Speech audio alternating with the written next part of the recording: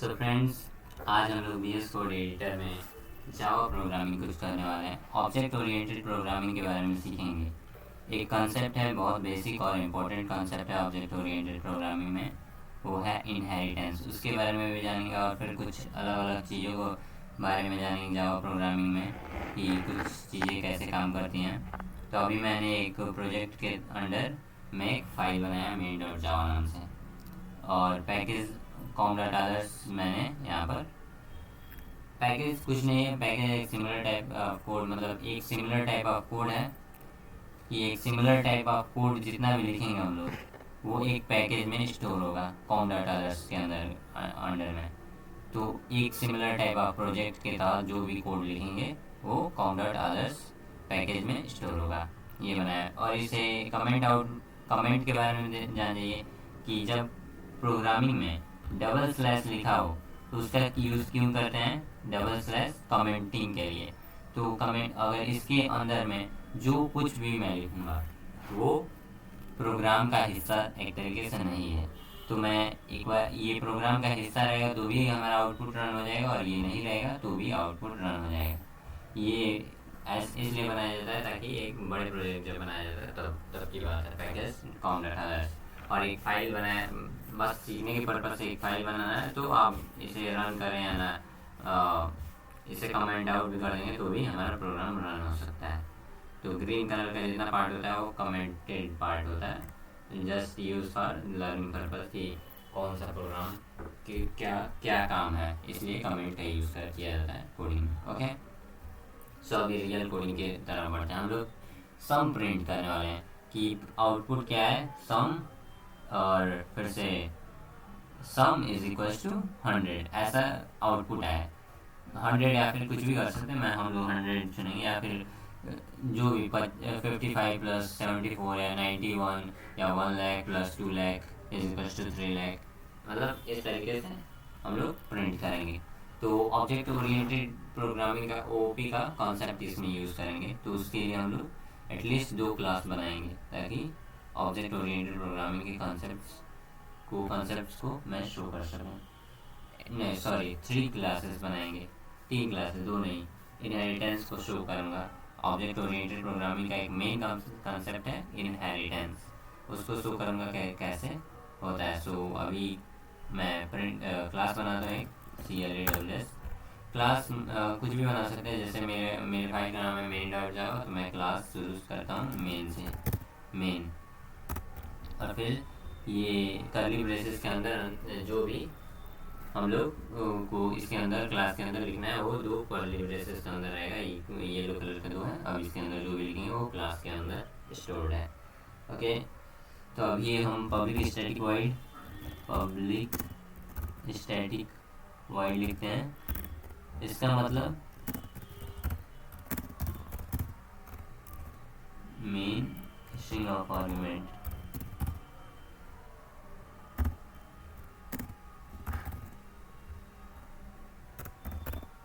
Public static void, public मतलब ये public है, दूसरे क्लास एक तरीके से इसको एक्सेस किया जाता है, दूसरे क्लास से किया जा सकता है।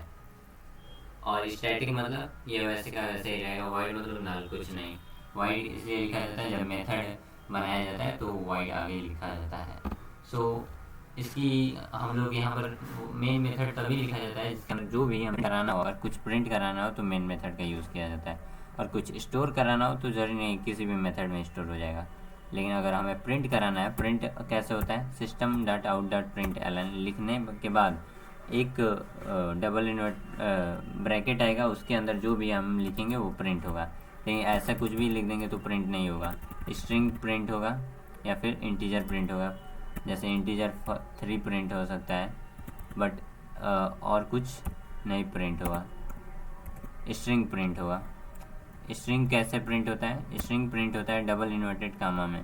तो अंदर डबल इन्वर्टेड कामा मैंने रखा और फिर जो भी प्रिंट करना है वो प्रिंट कर दे रहा हूँ। तो जैसे कि मान लीजिए मैं कुछ भी प्रिंट कर सकता हूँ, space and so many things. Okay, तो मैं क्या प्रिंट करूँ? मान लीजिए मेरा आउटपुट कैसा दिखना चाहिए। मेरा आउटपुट दिखना चाहिए कुछ ऐसा सम टाइप, लिखा हो सम और फिर से ये वाला चिन्ह और स्पेस दिया रहे, उसके बाद से जो भी रिजल्ट 100 आए तो 100 वहाँ पर से लिखना शुरू हो, तो प्लस प्लस जो भी रिजल्ट है वो लिखना शुरू हो। तो पहले इसी को प्रिंट कर देखते हैं क्या आउटपुट आता है। तो सम हमने प्रिंट किया है, तो अभी यहाँ पर कंपाइल हुआ है और कोड यहाँ पर रन हो रहा है। So code is right now running. Wait for while. देखिए यहाँ पर कोड रन हुआ है SUM नाम से, सम, एग्जैक्ट वही जो हमने यहाँ पर इसे कमांड दिया था प्रिंट करने के लिए, वही प्रिंट हुआ है। तो ऐसे ही प्रिंट करेंगे। ये मैं बस शो के लिए किया हूँ। यहाँ से हमें यहाँ पर मेन मेथड बनाना ही नहीं है अभी। हमें मेन मेथड कहाँ पर बनाना है, अगली क्लास में, मतलब नेक्स्ट जो क्लास बनाएंगे वहाँ पर। ये this is just for learning purpose. So यहाँ पर अभी मैं मेन मेथड नहीं बनाऊँगा कोई, और पहले स्ट्रिंग वेरिएबल हम लोग डिसाइड कर लेते हैं। तो हमें नंबर्स को जोड़ना है, तो इंट लिख ले रहे हैं और कोई वेरिएबल। तो वेरिएबल जैसे num1 पहला number, first number is equals to जो भी हम लोग असाइन करना चाहें यहीं पर असाइन कर सकते हैं। इज इक्वल्स टू 5 दे दें, 3 दे दें, 38 दे दें। लेकिन अगर हमें यहीं पर असाइन नहीं करना है, हम चाहते हैं दूसरी जगह पर असाइन करना, तो भी वो भी कर सकते हैं। कैसे? यहाँ पर इंटर। अब दूसरा एक और वेरिएबल बनाते हैं num2, क्योंकि एक नंबर तो होगा नहीं, नंबर 2 भी होगा, तो num2। अब हम एक्चुअली में प्रिंट एक मेथड कराएंगे दूसरी क्लास से। तो एक मेथड बना लेते हैं पहले। मेथड के लिए void का यूज़ किया जाता है। void मतलब नल, कुछ भी नहीं। void उसके बाद से कोई मेथड का नाम, जैसे sum SUM सम और समथिंग एल्स। मेथड का नाम सम ही रखते हैं, ओके, क्योंकि जोड़ना है हमें। और फिर इस करली ब्रेसेस के अंदर जो भी लिखना है वो लिखेंगे।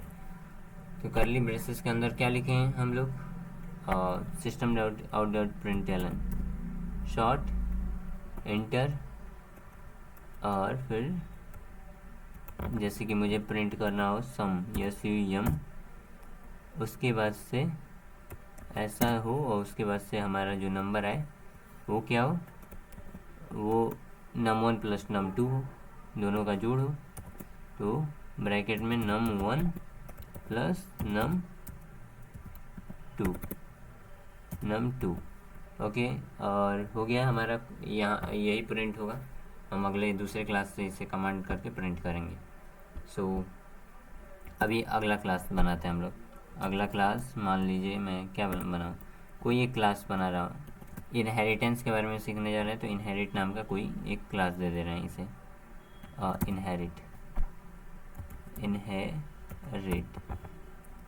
इनहेरिट। यहाँ पर मैं एक्सटेंड एक कीवर्ड का यूज़ कर रहा हूँ। क्या? X tends. Inherit x tends what? Main. और फिर इसका मतलब क्या होता है, क्लास जो है एक इनहेरिट मैंने बनाया है। यहाँ पर जैसे मेन क्लास बनाया था वैसे ही यहाँ पर इनहेरिट क्लास बनाया। और एक्सटेंड मतलब, एक्सटेंड क्यों लिखा हूँ, क्योंकि इस क्लास की जितने भी प्रॉपर्टीज़ हैं वो इसमें इनहेरिट हो जाए। तो इस क्लास की प्रॉपर्टीज़ है जैसे कि इसमें नंबर है, मेथड है, तो ये है व्हाटएवर। और फिर से मेन जो इसका क्लास है वो उस क्लास की प्रॉपर्टी इस क्लास में, इनहेरिट क्लास में स्टोर हो जाए।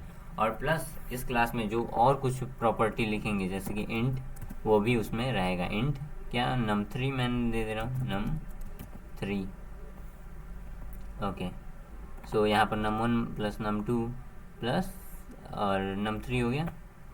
तो अभी num3 यहाँ पर तो दिए हैं, बट वो ऐड नहीं होगा। क्यों? क्योंकि already num1 plus num2 added है यहाँ पर num3 देते तब वहाँ वो रन करता। सो उसके लिए हमें यहाँ पर अगेन कोई मेथड बनाकर जो भी इस वाले मेथड को यहाँ पर लिख देंगे तो भी हो जाएगा। बट हमें यहाँ पर कोई भी हम वेरिएबल बनाएंगे नहीं इस क्लास में। इस क्लास को जस्ट इनहेरिटेंस के पर्पज़ से बनाया हूँ। अब एक अगला क्लास बनाए, क्या एक क्लास इनहेरिट बनाए, मेन बनाए, अब एक अगला क्लास सम बनाते हैं, SUM सम। ओके, इसके अंडर हम लोग क्या करेंगे, मेन मेथड को लिखेंगे। Main method in the sense, main method इसलिए लिखेंगे ताकि हमारा कोड इसी क्लास सम जो है के अंडर रन हो, असल सबको इसी में लाएंगे। तो मेन मेथड से, तो मेन मेथड लिखने के लिए public static void main, main method. अब string of argument, string of arguments. अब स्ट्रिंग ऑफ आर्गुमेंट्स के अंदर जो भी हमें प्रिंट करना है वो प्रिंट कर सकते हैं। सो प्रिंट करने के लिए सबसे पहले तो इस मेन क्लास को हमें प्रिंट करना है ना, सम। तो मेन क्लास को या इस सम क्लास में कैसे लाएंगे, मतलब किस सम क्लास के अंदर मेन क्लास को किस चीज़ से कॉल करेंगे।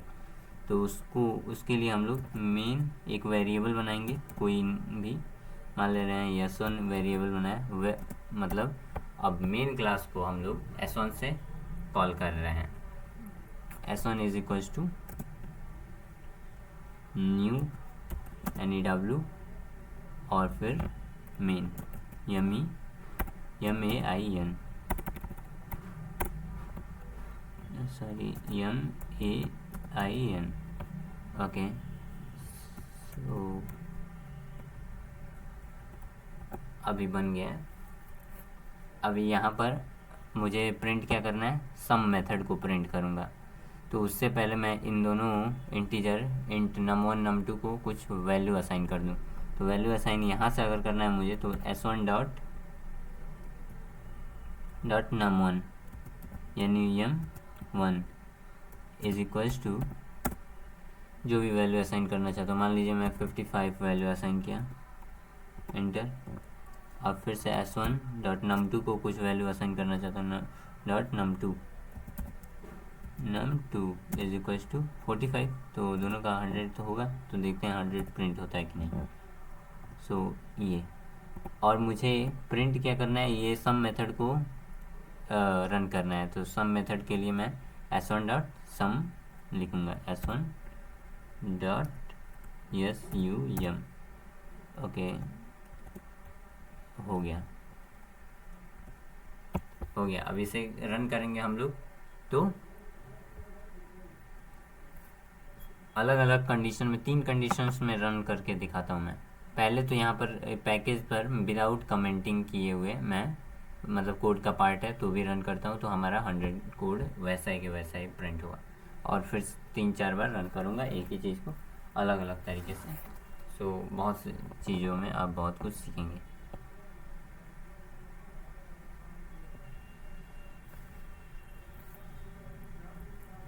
यहाँ पर आउटपुट जनरेट हो रहा है, output is generating, it is taking a little bit time but not to worry. Sum 100 आया, प्रिंट हुआ वैसा का वैसा ही सम 100। ओके, सो एक और बार हम लोग प्रिंट करते हैं यहाँ पर, लेकिन कुछ छेड़खानी करके, क्या कि ये /n, फिर से इधर भी /n, मतलब कि एक लाइन छोड़ कर ऊपर से लिखेगा और फिर से नीचे से भी एक लाइन छोड़ कर लिखे, ऐसा हम चाहते हैं। तो प्लस डबल इन्वर्टेड कामा में /n। ओके, तो अभी कोड को जब रन करेंगे तो क्या होगा, तो सम जो यहाँ पर चिपका हुआ आ रहा है दोनों में लाइन विदाउट गैप, यहाँ पर जब रन होगा कोड तो गैपिंग के साथ आएगा दोनों साइड, तो बीच में स्पेस रहेगा। देखते हैं, देखिए कोड यहाँ पर रन हो रहा है, program file Java whatever, and then sum is, यहाँ पर स्पेस छोड़कर कोड रन। यहाँ पर देखिए, यहाँ पर विदाउट इस एक किसी लाइन को छोड़े हुए कोड रन हुआ है। यहाँ पर कोड, यहाँ पर ऊपर भी और नीचे भी लाइन छोड़कर रन हुआ है। सो इसको ऐसे -n/n से किया जा सकता है, next line in short you में से। और फिर और फिर इसे कमेंट आउट करके देखते हैं कि क्या कोड रन होता है। इसे कमेंट कर दिए package.com.others को, पैकेज को कमेंट आउट कर दिए तो भी कोड रन होगा सक्सेसफुली, कोई एरर शो नहीं करेगा। we will see later in this। so अभी code is begin to run.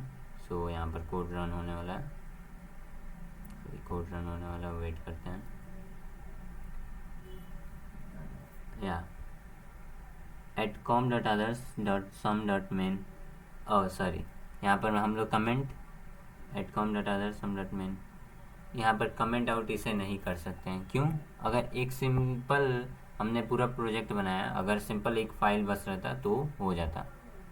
सो एक फाइल अलग से अगर बनाते तो ऑब्वियसली हो जाता। सो अभी इसे डिलीट करते हैं। और कुछ यहाँ पर सीखने वाली बात है, देखिए यहाँ पर मैंने मेन क्लास को डायरेक्ट कॉल किया है, ठीक है, S1 से।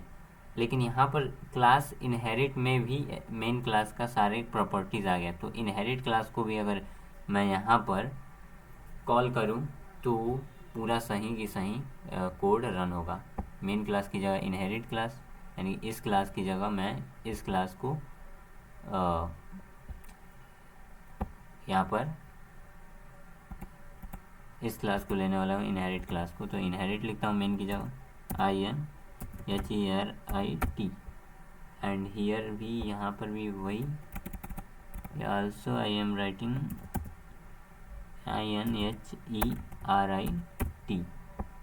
इनहेरिट। ओके, तो भी कोड वही रन होगा बिकॉज ऑलरेडी हमने एक्सटेंड कर दिया मेन का यूज़ करते हुए।